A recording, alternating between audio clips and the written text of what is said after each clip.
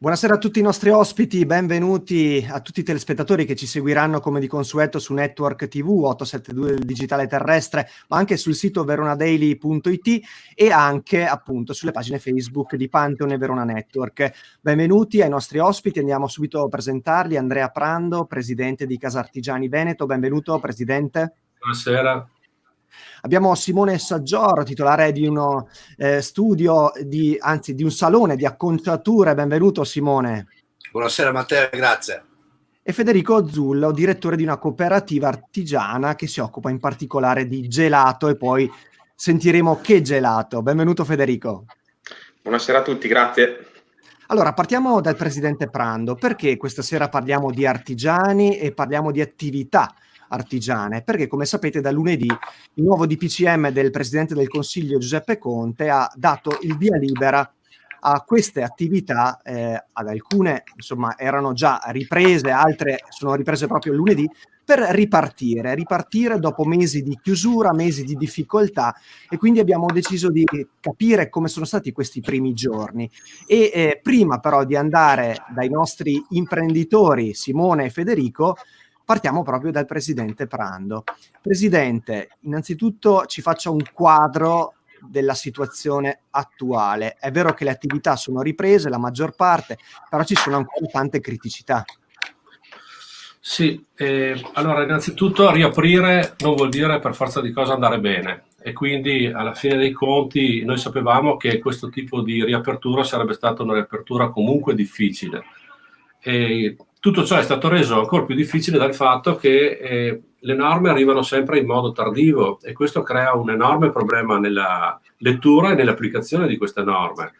Ci sono dei settori che la notte prima di riaprire il negozio non sapevano effettivamente se riaprivano e come potevano riaprire, con quali distanze sociali, con quali misure interne, con tutta una serie di situazioni che bene o male hanno creato una distorsione rispetto al fatto di quello che avrebbero potuto fare in tranquillità.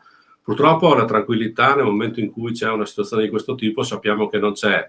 Tuttavia si poteva gestire in maniera completamente diversa questo problema, perché effettivamente si sono perse almeno 10 giorni, gli ultimi 10 giorni, quando si poteva trovare un'intesa politica più veloce e che avrebbe avuto una ricaduta sul settore, soprattutto quelli che hanno aperto da una chiusura, magari non quelli che venivano da una semichiusura, molto diversa.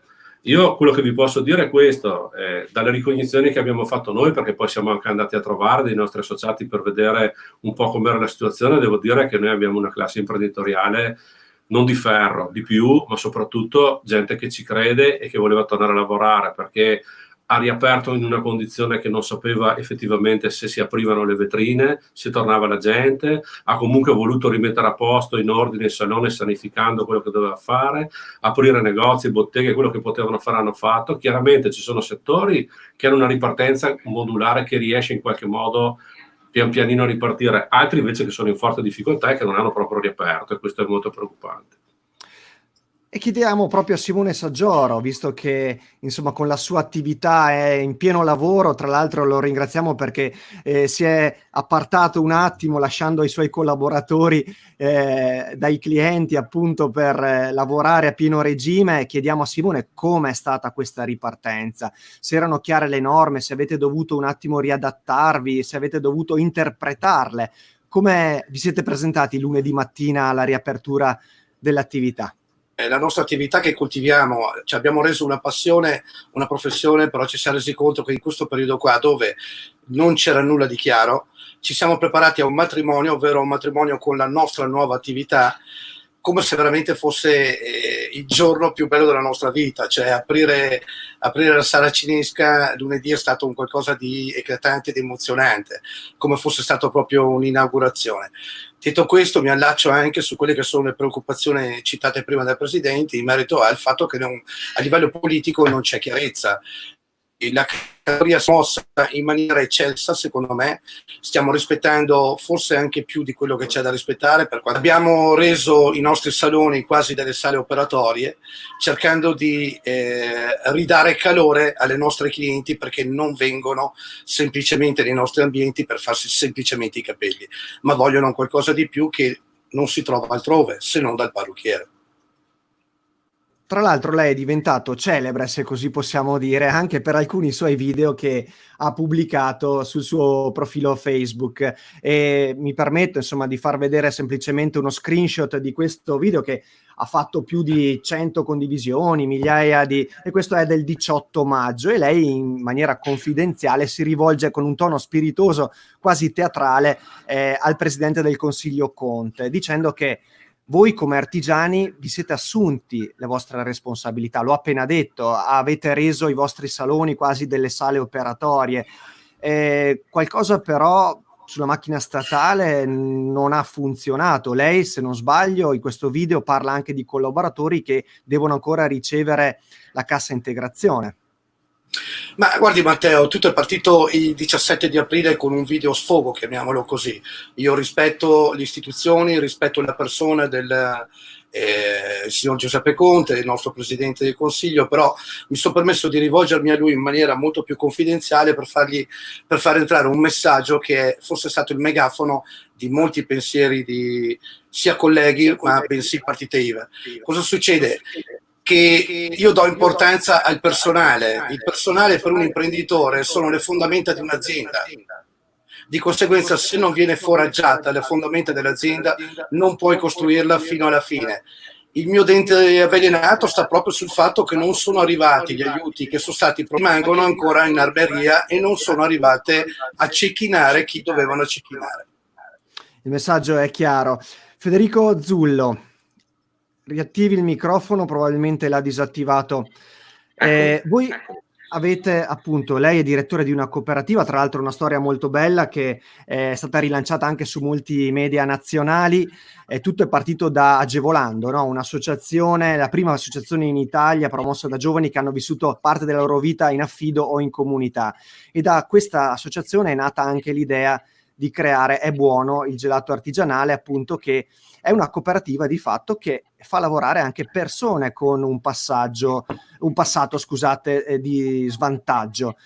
Voi avete ripreso esattamente già il 10 aprile con il delivery, con le consegne a domicilio. Era una scommessa, però è andata bene, come ci anticipava prima, e ora invece da lunedì avete aperto proprio il punto vendita di Verona. Ricordiamo che avete altri punti vendita a Genova e anche a Bologna, giusto?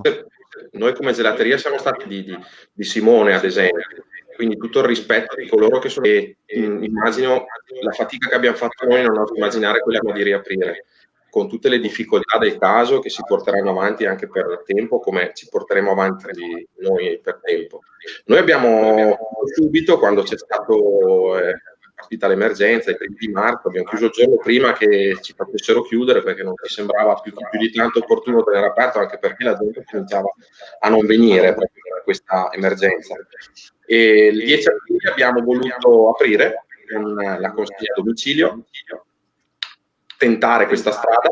Eravamo un po' scettici perché comunque avevamo già tentato le consegne a domicilio qualche tempo fa come gelateria, ma sappiamo che il gelato non è un qualche cosa che va moltissimo con le consegne a domicilio, però ci abbiamo provato e forse è stato anche un qualcosa che ci ha aiutato in più. Noi siamo un'impresa sociale, siamo una cooperativa sociale che è nata proprio per offrire posti di lavoro a ragazzi che hanno avuto un'esperienza familiare sfavorevole, che hanno vissuto fuori dalla famiglia d'origine perché allontanati per problematiche familiari e di contorno che non hanno permesso loro di crescere normalmente in una famiglia. Diventati maggiorenni, si trovano soli, lo Stato non si occupa più di loro e noi, l'associazione Agevolando e poi da Agevolando con questa cooperativa abbiamo voluto creare qualcosa dedicato a loro. Infatti i principali lavoratori della nostra cooperativa sociale, delle nostre gelaterie, sono questi ragazzi maggiorenni che hanno vissuto da minorenni in queste situazioni e che adesso, grazie al lavoro che hanno trovato da noi, possono costruirsi un futuro anche con un occhio di riguardo nei loro confronti, perché chi porta avanti questo progetto conosce molto bene la situazione che li riguarda. Abbiamo dovuto utilizzare anche questo tema dell'impresa sociale, del fatto di essere cooperativa sociale, sensibilizzando tanti contatti caldi che abbiamo nella provincia di Verona. E quindi la domicilio è partita da Verona, abbiamo voluto coinvolgere, contattare tutti i nostri clienti, anche tutti i nostri contatti caldi su Verona che ci conoscono sia per la qualità del nostro gelato, che è un gelato assolutamente artigianale, fatto con materie prime naturali, utilizziamo frutta fresca, biologica, utilizziamo fornitori di materie prime che hanno una caratteristica come la nostra di impresa sociale, cooperative sociali, siciliane, piemontesi, eccetera, e questo prodotto noi cerchiamo di far vedere anche questa parte del nostro progetto, cioè il fatto che valorizziamo anche altre realtà che hanno caratteristiche un po' come la nostra. E una strategia che abbiamo pensato in questo periodo, prima della riapertura di lunedì, e che continueremo a portare avanti, che ci aiuterà probabilmente anche un po' nel tempo, è quella di aver chiesto a contatti caldi del territorio, Lessinia, Valpolicella, Lago, di costruire un gruppo di acquisto solidale del nostro gelato, e a date precise, organizzate, andiamo in questi contesti a consegnare a casa amici di amici il nostro gelato. Questo sicuramente ha aiutato. Mi fermo qui perché non vorrei poi togliere poi torniamo comunque per un secondo giro. Prando, insomma, questi artigiani lavorano di fantasia, di creatività per poter far fronte anche ad aiuti economici, una semplificazione. Ci sono anche, per esempio, pensiamo alle norme INAIL che sono uscite, di cui faceva riferimento prima in una chiacchierata anche oggi pomeriggio che abbiamo avuto prima di questa trasmissione, insomma, dove è difficile orientarsi e dove l'imprenditore rischia di avere anche una responsabilità penale in questa situazione di emergenza Covid, che potrebbe avere dei risvolti molto pesanti. Sì, allora io vorrei per un momento fare un cappello a questa situazione. Il problema oggi è che tutte le norme che sono state emanate da quando è partito il coronavirus vanno in due direzioni. In una è quella del sostegno sociale, cioè di aiutare la popolazione che è in difficoltà attraverso tutta una serie di sistemi. L'altra invece è stata quella di aiutare tutte quelle società pubbliche enormi che ci sono, che sono andate in default, a partire da fiere, aeroporti e altre situazioni di questo tipo, e ci si è sostanzialmente dimenticati del fatto di chi produce in Italia qualcosa che non ha ricevuto nulla, perché se noi andiamo a vedere i fatturati delle aziende artigiane, ma anche quelle più grandi, che sono state ferme 2 mesi, quello che hanno perso non si può certo ripagare con 600 euro, con 800 euro, con 1000 euro. E questo è il primo grande problema. Il secondo grande problema è questo, che noi, a forza di ammortizzatori sociali, che è giusto che ci siano in un momento come questo, non abbiamo calcolato quello che succederà nell'arco delle prossime 4 settimane. Cioè, perfetto, vanno avanti gli ammortizzatori sociali, ma noi ci troveremo alla fine di agosto che finiscono gli ammortizzatori sociali, finisce tutta una certa situazione di sostegno straordinario a quello che sono le difficoltà che le aziende stanno vivendo, e poi cosa succederà? Oggi abbiamo perso 50.000 posti di lavoro nel Veneto, ad oggi, diciamo a questa mattina. Dai dati che abbiamo noi, grosso modo, il 15% delle aziende nel Veneto non riapriranno più. Avremo circa, da una proiezione che noi facciamo, dai 100 ai 120.000 euro posti di lavoro persi per la metà di ottobre. E ci fermiamo a vedere se possiamo dare un contributo sul monopattino, sulla bicicletta elettrica. Francamente questo panorama qua è un panorama che mi spaventa come cittadino prima che come, diciamo, dirigente di un'associazione. Il secondo punto è questo che lei diceva, di cui stavamo parlando prima. Il virus è un virus per cui difficilmente si può capire come abbiamo visto, insomma, i virologi che fatica fanno a capire e a muoversi in questo ambiente. Oggi noi ci troviamo in una situazione paradossale in cui l'INAIL fa una circolare che dice che è riconosciuta malattia professionale, per cui fin lì tutto bene, nel senso, per fortuna. Il secondo fatto però è quello che c'è una ricaduta di responsabilità penali sull'imprenditore che, per quanto una circolare dell'INAIL possa in qualche modo attenuare, di fatto questo in mano ad un avvocato bravo non è per niente attenuato. E questo lo voglio dire come messaggio di un po' di allarme, ma è un allarme importante, perché voglio dire, se domani mattina un cliente ci viene a dire che ha preso questa malattia questo virus all'interno di una nostra azienda e ci fa causa, che armi abbiamo per difenderci? Come possiamo difenderci davanti a una situazione di questo tipo? Allora, o cominciamo a rovesciare il ragionamento e a dire che provami tu che questa situazione non è avvenuta qua dentro, cosa che voglio dire, almeno fino a questa sera, so che c'è una circolare che è imminente, che sta uscendo, speriamo che quantomeno interpreti in modo diverso la cosa, perché altrimenti questo mette in gravissima apprensione tutti quelli che sono gli imprenditori, che a questo punto non sanno effettivamente se alla mattina si troveranno con un incasso, si troveranno con una denuncia penale da parte di qualcuno.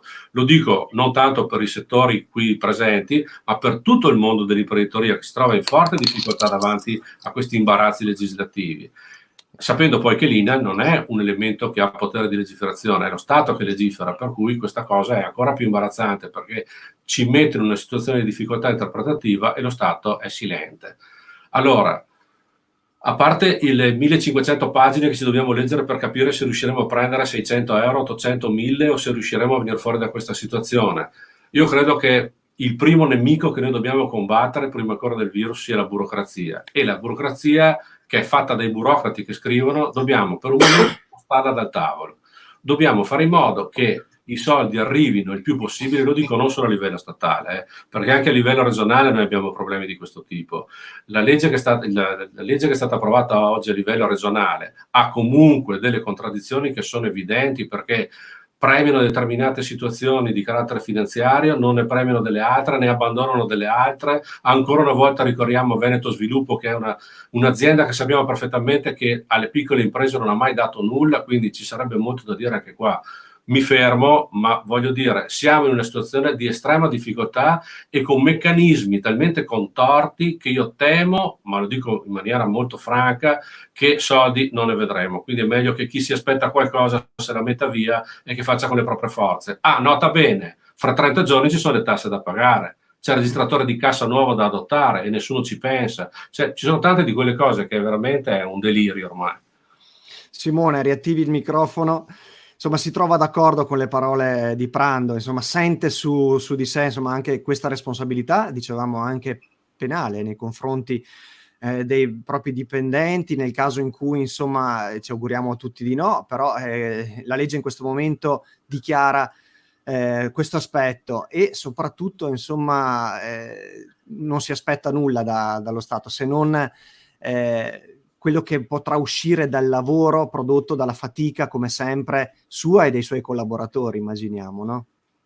Ma guardi, Matteo, finché ascoltavo il presidente mi veniva in mente il film, quel film dove ci sono quegli attacchi dei romani, dove c'è la prima linea che avanza, dietro c'è l'imperatore che con chi per esso dà le direttive. Noi siamo la prima linea, noi artigiani, noi partita IVA siamo la prima linea, noi ci possiamo mettere in gioco tutte le volte che volete, non ci sono problemi, perché la passione porta avanti la nostra professione.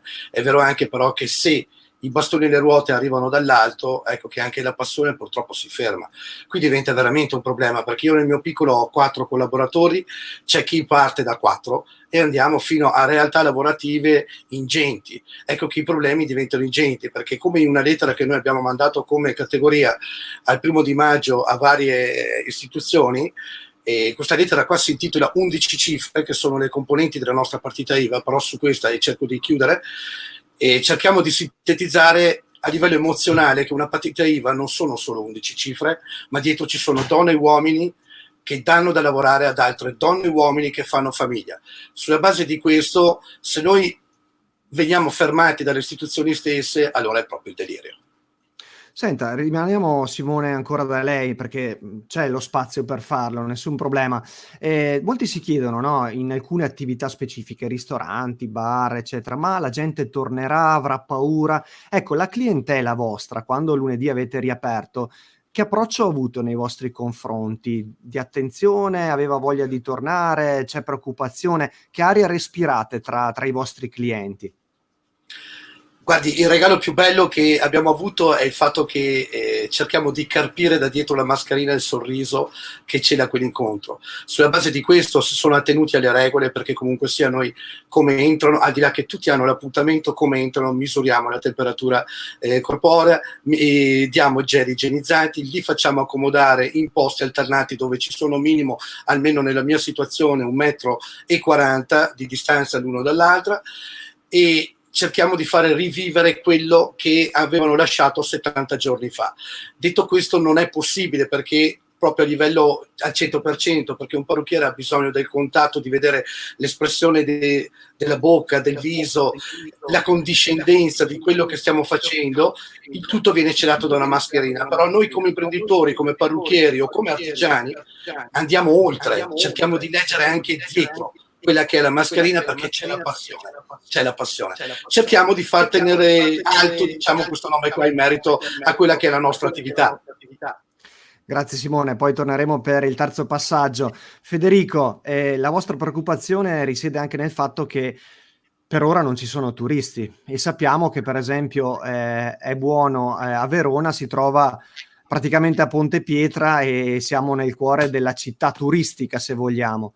Anche questo è un grande interrogativo per le attività veronesi, artigiane e non, ma un po' per tutte le attività italiane probabilmente in questo momento. I turisti torneranno e se sì, quando? È un bel punto di domanda, è una riflessione che vi siete fatti anche voi. Guarda, per noi questa cosa qua è molto preoccupante, il fatto che non ci siano i turisti a Verona quest'estate, che saranno pochissimi, per noi sarà un grosso problema. Noi l'anno scorso abbiamo contato che il 60% almeno dei nostri incassi sia dovuto ai turisti. Quindi l'assenza dei turisti stranieri soprattutto per noi è un problema. Siamo tra il teatro romano e la funicolare. Quindi l'altro problema per noi è il teatro romano. Nelle serate di teatro romano, che praticamente d'estate di solito è ogni sera con migliaia di persone, quest'estate pare che ci saranno pochissimi spettacoli da 400, 500 persone, forse 1000, ma per noi il teatro romano era qualcosa di molto importante. Facevamo quasi giornata in un'ora e mezza dopo il teatro romano la sera, quasi in caso di una giornata in una sola ora e mezza. Al di là di questo, per rispondere anche a quando torneranno i turisti, hanno riaperto le frontiere con l'Europa, ma chi viene? Muove, chi ha voglia adesso di prendere e venire in Italia a fare una vacanza? Qualcuno probabilmente sì, non credo molti.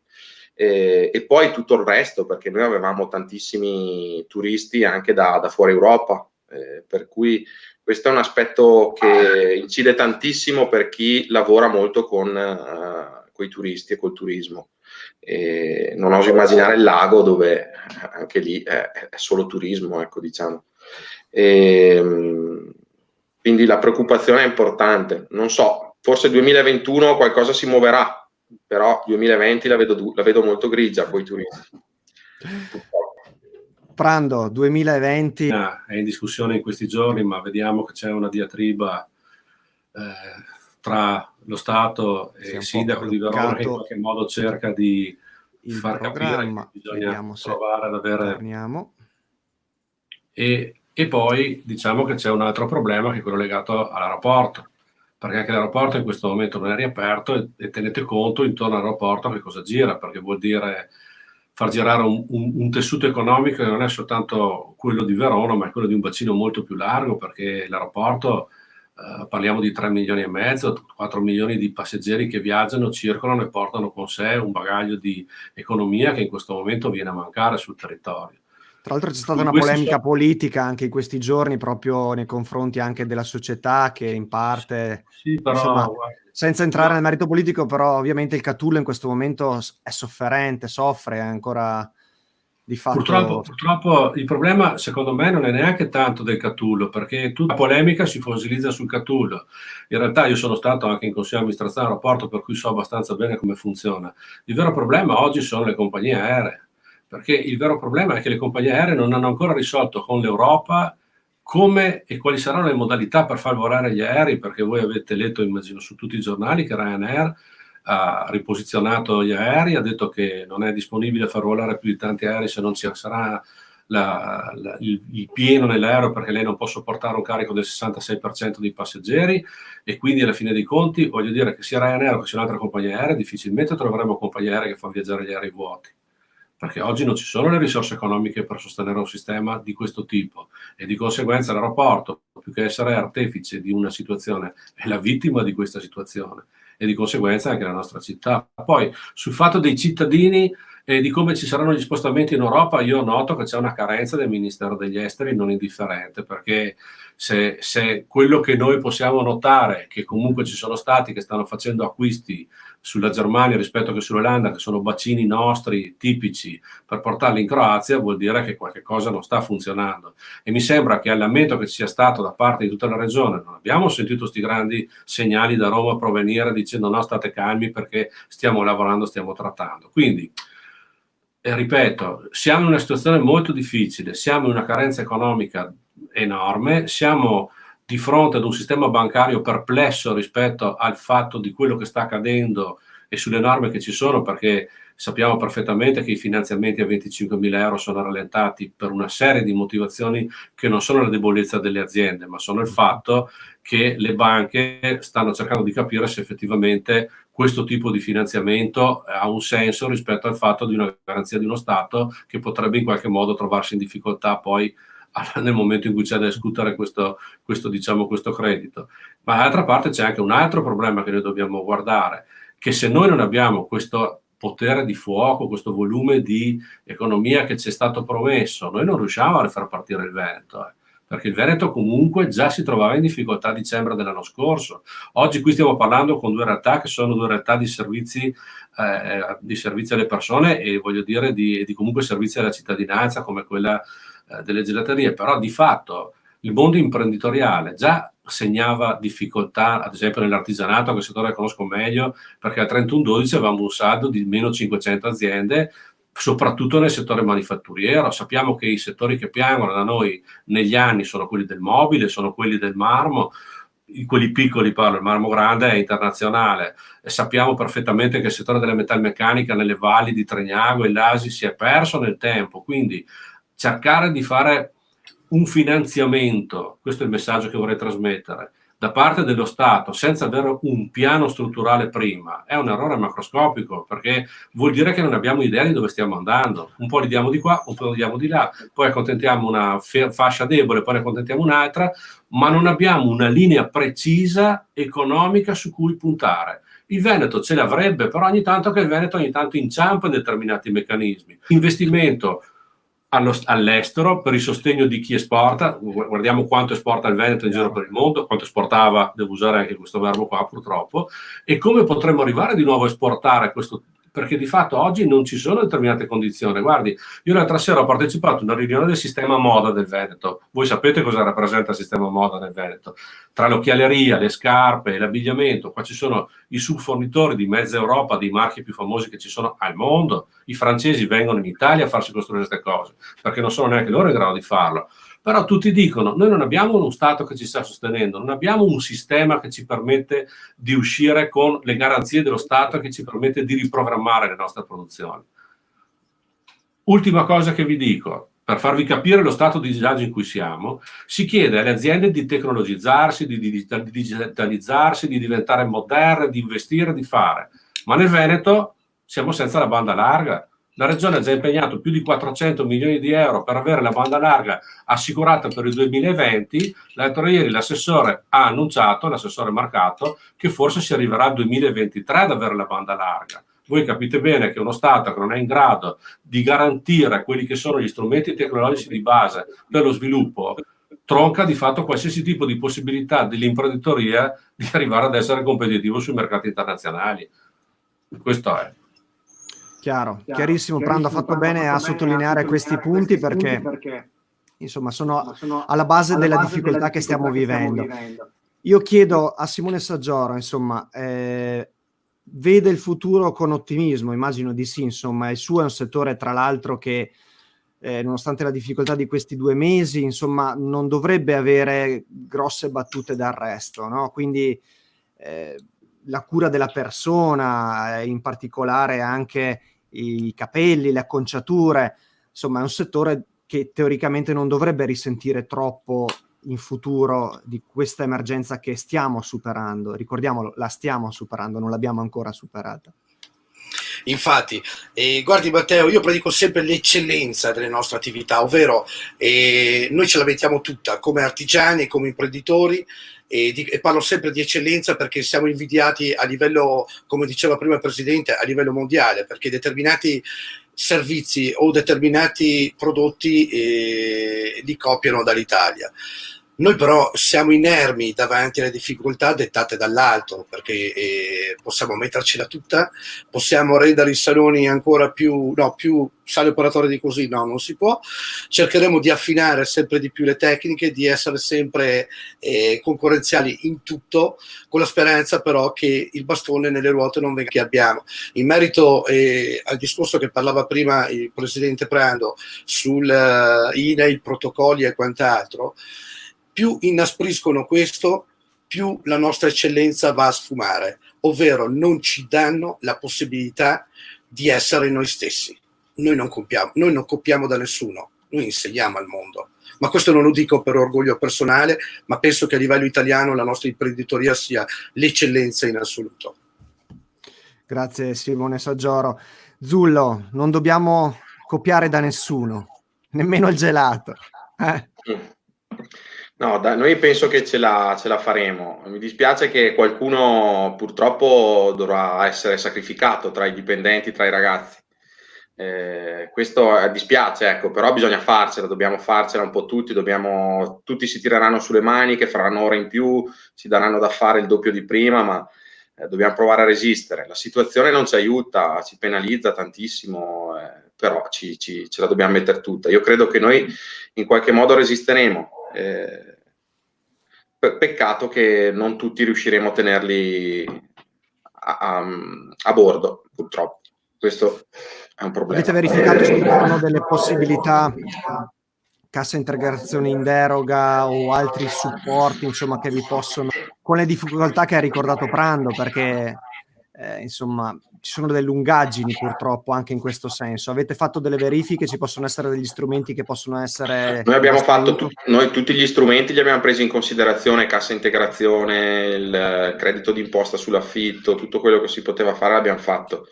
Le uniche cose che abbiamo già ottenuto sono lo spostamento e la sospensione dei finanziamenti, quindi le rate dei finanziamenti sospese e spostate a quest'autunno, ma poi riprendono. La cassa integrazione nessuno dei dipendenti, dei ragazzi ne ha ancora visto niente, ecco, perché comunque tutti hanno bisogno, nessuno ha visto niente finora. Io credo che arriveranno, spero il prima possibile, arriveranno perché arriveranno, cioè, non credo che non li daranno, spero il prima possibile. Scusa, non ho sentito Matteo, cosa? No, anche molte partite IVA devono ancora ricevere, diciamo, l'indennità, il bonus, quindi il Presidente Conte ha detto che la macchina dello Stato è molto complessa, quindi teniamo buona questa dichiarazione, non siamo dentro questa macchina, però la prendiamo così, per buona. Simone, vedo che hai fatto un sorriso un po' sarcastico, giustamente. Perché... Ma, guardi, Beppe si trova secondo me a capo di un gruppo di persone che tanti saranno in grado secondo me di fare il proprio lavoro, ma io continuo a battere sul fatto che sono consigliati molto male. Uso un'analogia, dopo chiudo, è come, cioè, sentire loro come arrivano a determinate soluzioni è come pensare di andare a avere bisogno del pane ed entrare da un elettrauto per comprarlo. C'è qualcosa che non va. Ecco, secondo me gli ingranaggi di questa situazione sono proprio questi. Allora, chiudiamo questa chiacchierata. Vi ringrazio per il vostro contributo, la vostra testimonianza. Io di solito chiedo agli ospiti di lasciarci con un messaggio, un auspicio, magari per il Presidente Prando, potrebbe essere un messaggio anche per le aziende associate, per gli artigiani che fanno parte della categoria, cercando di vedere il bicchiere mezzo pieno. A volte è difficilissimo, se non impossibile, però lo sforzo è necessario anche per guardare avanti, appunto, a testa alta, con un po' di ottimismo. Quindi avete carta bianca per questo ultimo saluto, questo ultimo messaggio che volete lasciare a chi volete, e poi chiudiamo la trasmissione. Partiamo da Prando. La parte piena del bicchiere sta nel fatto della caparbietà degli imprenditori con cui io lavoro quotidianamente. Io vedo che comunque c'è una forza di volontà, che è una cosa che non si trova facilmente, soprattutto in una situazione come questa, però probabilmente Noi come associazione stiamo predisponendo, abbiamo già predisposto tutta una serie di aiuti che sono dati da una task force che è forse una delle prime che è nata a livello nazionale, tant'è che siamo stati citati dall'Avvenire l'altro ieri come una delle task force che in Italia ci sono, ma in realtà noi l'abbiamo fatto per le imprese e abbiamo fatto un grande lavoro, secondo me, su tutti quelli che sono gli artigiani che sono trovati spaesati di fronte a questo. Io l'appello che faccio e il saluto che voglio portare è quello di dire: utilizzate tutto quello che stiamo facendo, perché sono tutte cose che sono state create da esperti che noi abbiamo affiancato allo staff dell'associazione per fare in modo che tutti coloro che hanno un problema possano trovare una risposta e una soluzione. Questo è quello che Casa Artigiani con le sue forze ha fatto, e devo dire che la risposta è stata forte, perché abbiamo avuto anche su Facebook qualcosa come 250.000 visualizzazioni nell'arco di un mese su tutte quelle che sono state le notizie che abbiamo dato e girato. E sono tantissime, e tra l'altro lei è stato ospite anche della nostra trasmissione Andrà Tutto Bene e ha ricordato sostanzialmente che avete avviato, state progettando, come ha già anticipato in parte, percorsi formativi proprio per le aziende, quindi puntate sulla formazione proprio per dare dei vantaggi competitivi ai vostri associati in questa fase veramente di come dire, disordine, di caos, chiamiamolo così, ma anche di disorientamento da parte loro.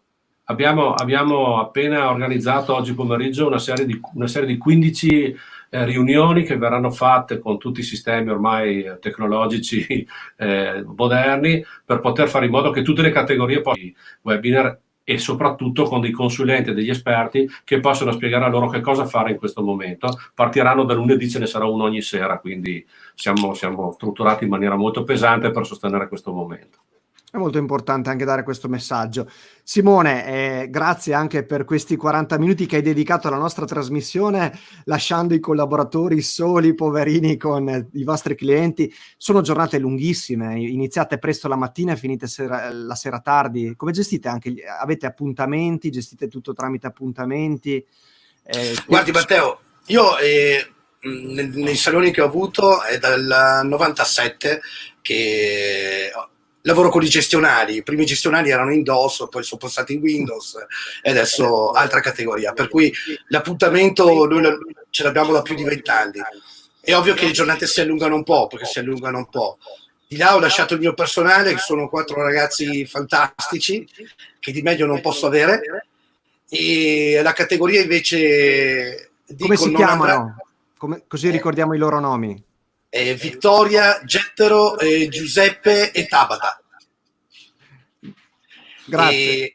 Alla categoria, concedimi un'ultima cosa, dopo lascio la parola. Dico, non andrà tutto bene solo se noi continueremo a far credere che come categoria ragioniamo con le mani. Questo è un nuovo inizio per mani, ci mettiamo la testa. Grazie per l'invito. Grazie Simone. Federico, chiudiamo. Sì, grazie davvero a tutti. Il messaggio che mi sento di dare io è di cercare di puntare alle cose positive, cercare di avere molta creatività, cercare di essere un po' innovativi anche in tutte le piccole strategie di tutti i giorni a livello di comunicazione, promozione, marketing, cercare di destreggiarsi, di tenere molto strette a sé le persone, che ce l'abbiamo sempre fatta, soprattutto noi veneti. Credo che su questo abbiamo tanto da dire per la nostra storia, quindi dai, combattivi e resistenti. Ciao a tutti e grazie. Grazie Federico. Allora ringraziamo Andrea Prando, ringraziamo Simone Saggioro, Federico Zullo per essere stati in compagnia nostra, per aver dato anche questa ripartenza da un certo punto di vista, dal punto di vista artigiano, in particolare con 2 attività legate, uno con i servizi diciamo più legato al settore enogastronomico, quindi la gelateria, ma anche Prando per averci dato un focus più generale e ampio che sicuramente speriamo migliori andando avanti, soprattutto dal punto di vista economico. Grazie, appuntamento domani sera alle 18 per Verona Live.